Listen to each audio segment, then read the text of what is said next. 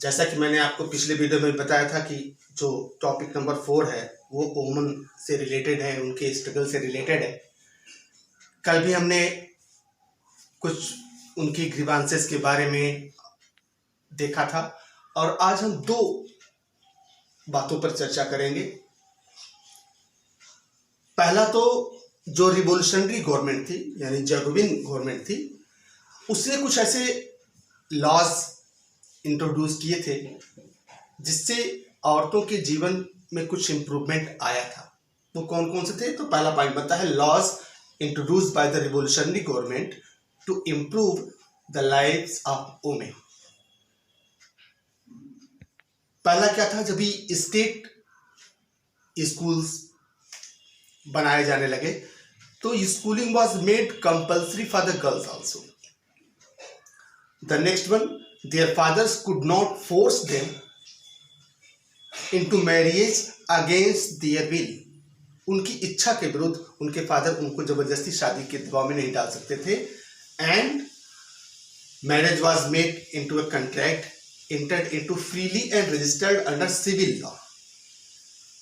Divorce was also made legal and could be applied for both men and women। अभी इस government के दौरान ही ये औरतें जो थी अब अपने जॉब्स के लिए ट्रेनिंग ले सकती थी, वो आर्टिस्ट बन सकती थी या फिर छोटे मोटे बिजनेस भी वो चला सकती थी।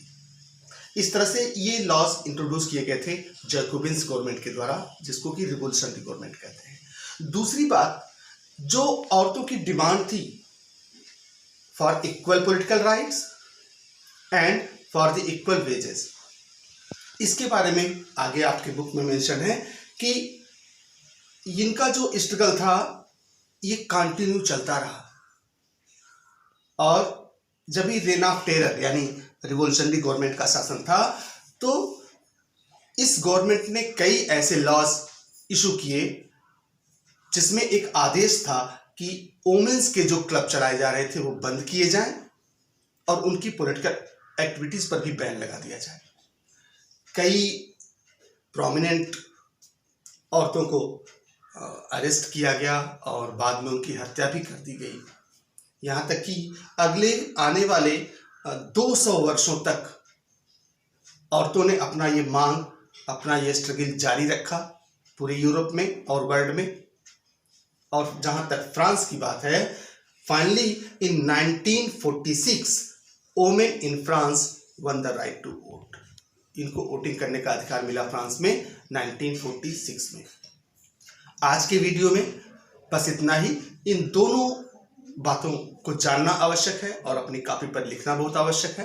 तो students, note down this 2 points in your copy and further for the next any of the thoughts we will meet in the next video।